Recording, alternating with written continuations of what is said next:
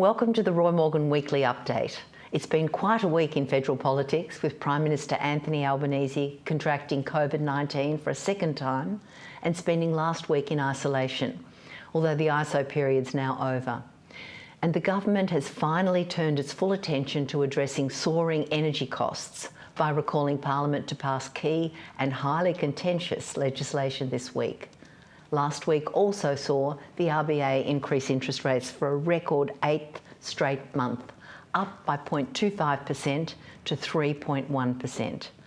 But first, a look at the key weekly indicators. The Albanese government's focus on reducing soaring energy costs has provided an immediate boost to their support, which has strengthened to its highest since the federal election. Support for the ALP government increased 2 percentage points to 56.5 and is now more than 10 percentage points ahead of the coalition. The rising level of support for the Albanese government as it moves to tackle the increasing energy and electricity prices serves as a warning to those considering opposing the reforms in Parliament this week. Interestingly, the increasing support for the government is not reflected in the Roy Morgan government confidence rating, with 46% of Australians now saying the country's heading in the right direction, down 1 percentage point from a week ago, and 38% saying the country's heading in the wrong direction, up 3 percentage points. This creates an overall government confidence rating of 108, down 4 points on last week, as concerns around interest rates, inflation, the cost of living and rising food, grocery and energy prices, and the spectre of recession are clearly impacting confidence. The weekly ANZ Roy Morgan consumer confidence remains well into negative territory, below the neutral level of 100. It was virtually unchanged at 82.9 this week, up by only 0.2 points on a week ago. That's despite the RBA interest rate increase. In fact, for the first time this year, consumer confidence did not fall after the RBA raised interest rates. After the previous 7 increases, consumer confidence fell by an average of 2.2 points. This week, consumer confidence was up 0.2. A look at consumer confidence by housing status shows that there's still significant weakness though. The consumer confidence of people paying off their home is at only 77.4 this week. It dropped 1.3 points after the Reserve Bank decision. And since the Reserve Bank began the current interest rate hiking cycle, consumer confidence of mortgage holders has dropped by 24 points and is well below the key level of 80.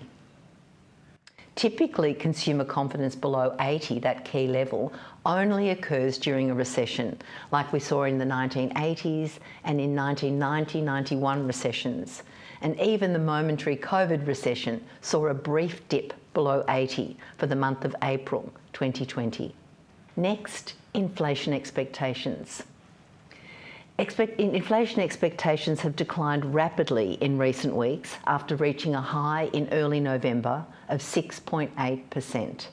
The latest weekly reading of inflation expectation shows a slight increase this week, up 0.1 to 5.9. One of the key drivers of inflation expectations earlier this year was the average price of petrol. And that was when the focus was on petrol prices. It seemed like every night we were hearing what the price of petrol was. Now the focus is on mortgage and rental stress, energy prices, the cost of living. So petrol is now just one of the inputs into our own lived experience of costs and thus our inflation expectations. There's good news in the employment market.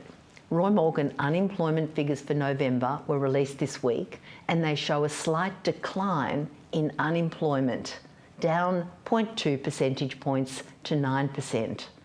This reduction in unemployment was due to an increase in employed people, more jobs. Total employment increased 112,000 to a near record 13.6 million people employed in November. Full-time employment increased nearly 300,000 to almost 8.9 million, while part-time employment was down 180,000 to 4.7 million. And Roy Morgan's underemployment figure was also down by 1.3% to 9.2%. This means a total of 18.2% of Australians in the workforce, equivalent to 2.7 million people, were either looking for work or looking for more work. Although the Roy Morgan 9% unemployment rate is far higher than the monthly ABS unemployment figure of 3.4%, the overall Roy Morgan figure for unemployed and underemployed, 18.2%, aligns closely with the larger ABS figure for potential workers. This ABS potential workers figure was at 2.65 million, about 18% of the workforce, the last time the ABS released this figure earlier in 2022. Next week, we look forward to bringing you our final weekly MRU for the year with the latest results for consumer confidence, inflation expectations and national voting intentions in the lead up to the festive season. I encourage everyone watching to subscribe now for free to our Roy Morgan YouTube channel for all the latest political, economic and market research data and insights. Take care and we'll see you next week.